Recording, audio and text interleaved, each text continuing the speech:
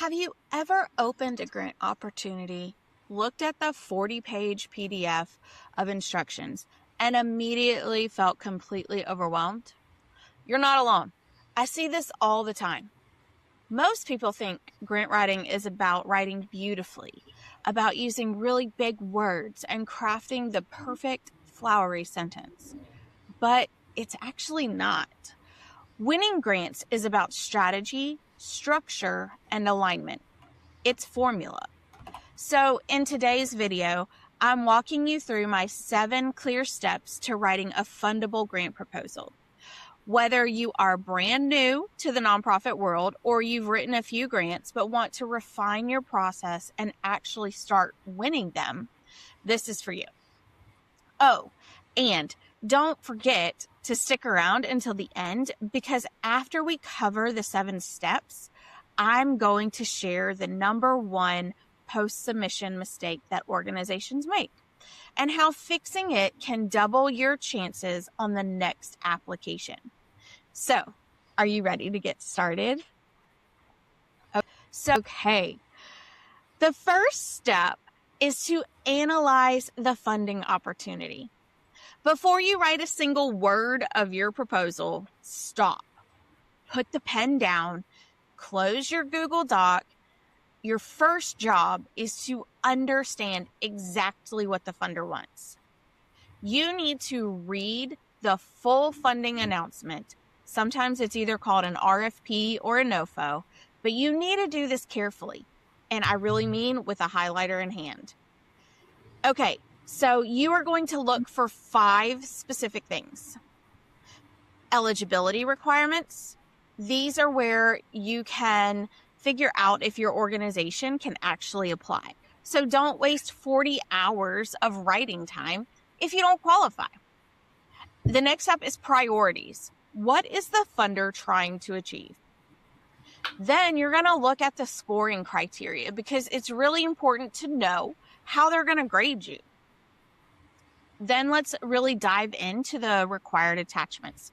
So what documents are you going to need? And one of the most important things is to look at the deadline. When is it due? And is it a hard deadline or a rolling one? And once you have highlighted these, create a 1-page summary for yourself or your team. And here's one of the most powerful strategies you can use. Build your proposal outline directly from the scoring criteria. If the reviewers have a rubric that says community need is worth 20 points, you make community need a massive, bold header in your narrative. Make it impossible for the reviewer to miss the points.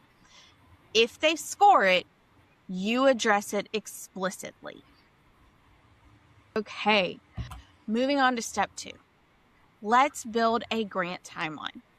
Winning proposals are rarely rushed. So if you're writing a grant the night before it's due, you've already set yourself at a massive disadvantage.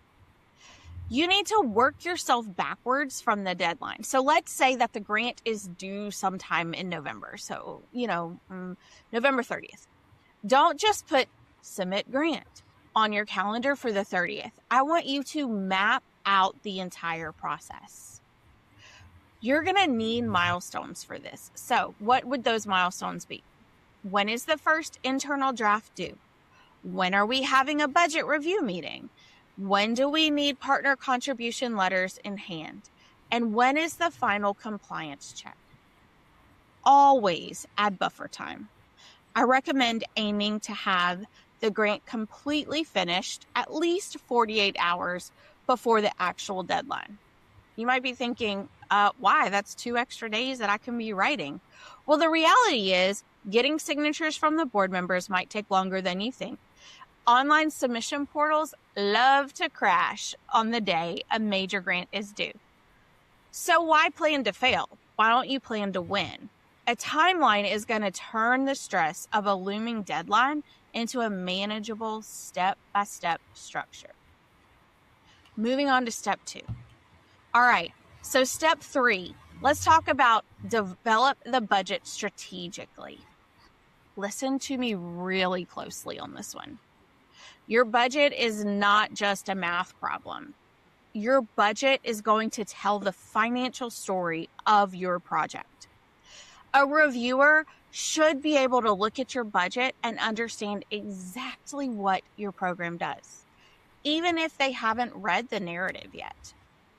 Every single cost you list should tie directly to an activity you described in the proposal. When the budget asks, when you're building your budget, ask yourself 3 questions about every line item. Is it allowable under the grant guidelines? Is it reasonable for the market rate? And is it necessary to achieve the outcomes? And here's the critical pro tip. Do not build the budget last. So many people write a beautiful 10-page narrative and then try to slap together a budget in the 11th hour. Y'all, you are going to want to develop that budget alongside the narrative. So if you realize you need $5,000 for software in the budget, make sure that software is mentioned in the narrative. And if you're doing this at the 11th hour, it's really easy to forget to go back and double check. So let's build our budgets strategically and alongside the grant writing process. Because remember, your budget must align perfectly with your narrative. All right, so step 3, let's talk. Step 4, secure attachments early.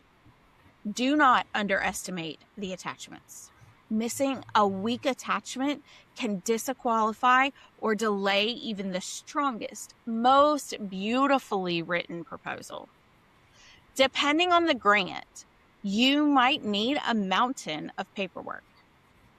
Common requirements include letters of support from the community partners, MOUs, which are memorandums of understanding, board of directors resolutions, organizational documents like your 501c3 letter, or even audits. So start gathering these things on day 1. Why?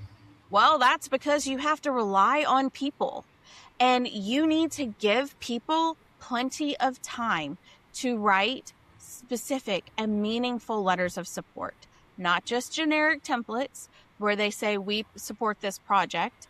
You want them to tell why they support this project. So like, we support this project and we will provide 50 hours of volunteer time.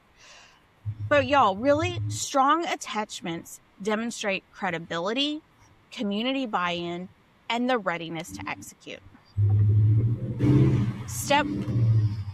Now we have reached step 5. Write a clear and compelling narrative. Okay, notice that we are on step 5, and this is the first time we are actually sitting down to write the bulk of the proposal. This is how important all of that prep work is. So when you write your narrative, you should answer 5 core questions. The first is, what is a specific problem that you are addressing? Why does it matter right now? And what exactly will you do to solve it? What measurable outcomes will you achieve? Why is your organization the right one to do this work? The golden rule is here. Be clear, be structured, be responsive, because clarity beats complexity every single time. Please don't use jargon just to sound smart. You're going to want to avoid those vague, broad statements. So for example, don't write, "We will improve outcomes for youth." Really? Great. That means absolutely nothing to a reviewer. You're going to want to replace such a vague statement with a measurable target. So I want to hear things that say, "We will increase high school graduation rates among 50 participants by 15% over 2 years. That is specific. That is clear. It drives to a compelling narrative. Okay, 2 more steps, y'all. Step number 6, you're going to use data and strategy to strengthen your case. A compelling narrative is great, but a strong proposal combines emotional storytelling with hard, undeniable data. You need to prove that the problem exists and prove that your solution works. So make sure you are able to back up your claims, and you're going to do that by using local statistics, y'all, not just national averages. And those are very important, but you want to be able to tell what is happening in your specific zip code. And how are you going to find that? You're going to find that from recent needs assessments that you've done or that you've read from your county or your local community. And you're also going to dive into your organization's prior performance data. Then you're going to dig into research-based, evidence-backed strategies. That is important. Do not just say your after-school program works. You really do have to explain the why it works. And citing a study that shows how mentorship reduces absenteeism, that is going to help solidify that you understand the case that you are making. The reviewer needs to feel that investing in your project is a safe strategic bet, and it's not really a gamble. Okay, 2 more steps, y'all. Step number 6. Okay, so we're on step 7. Step 7 is the final review and submission. You've written it, you've budgeted it, and now before you officially press submit, you must complete the rigorous compliance check. So funders will throw out applications for the smallest formatting error. Confirm the following before you press submit, y'all. Did you adhere to the page limits? If the pages are set at 10 pages, do not submit a 10-page plus 1 line on the 11th page document, because that is not adhering to the page limits. Did you follow all of the formatting requirements? So is your font size correct? Are your margins correct? Is your spacing correct? These are all important. It is a first step in determining if you can follow instructions. Are all the required attachments included and labeled correctly? Not all foundations or NOFOs require you to label certain attachments certain ways, but y'all be careful. Double check that. Make sure they don't have their own naming conventions for you, and make sure that you're not just uploading final version 755 because you're on 755 of your edits. Make sure you clean up that attachment title and it's clear and really easy for the funder to pull and see exactly what you're talking about. Okay, and last, you're going to make sure that all of the budget totals exactly match the numbers mentioned in the narrative. That is so important because there are reviewers who are going to double check and they're going to look and see if you can add and if your math matches in word form and in number form. Okay, one more critical piece is to get an independent review. So hand the proposal to a friend. Hand it to someone who knows absolutely nothing about the project. Have a fresh set of eyes catch all of the inconsistencies. If you have any confusing sentences, have them look at that. They will find the typos that your brain has missed because you've been staring at this document for 6 weeks. Have someone else review your document, because they are going to help find and strengthen and make sure that you have met all of their requirements. Okay, so we're on step 7. Okay, I promised you that if you made it all the way to the end of this, that I'm going to give you a bonus tip. And now is the time for that bonus. The number one mistake that organizations make is hitting submit, and they never talk about the grant again until they get the answer, whether they awarded or not. So after submission, it is important that within at least 48 hours that you schedule a team debrief so you can ask yourself things like, what worked well in our process? What was incredibly stressful? And what should we improve for the next application? Also, can we save this narrative as a template for future grants? Every single proposal you write, whether you win it or you lose it, is going to build your organization's capacity. Okay, I promised you that grant writing is not about luck. It is about process. So if you follow these 7 steps, you will move from being a reactive and overly stressed person to being a strategic and fundable organization.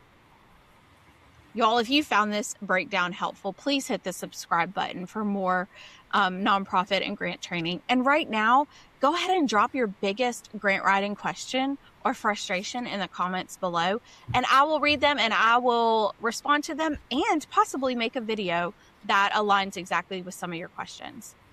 Thank you so much for watching, and I will see you in the next video.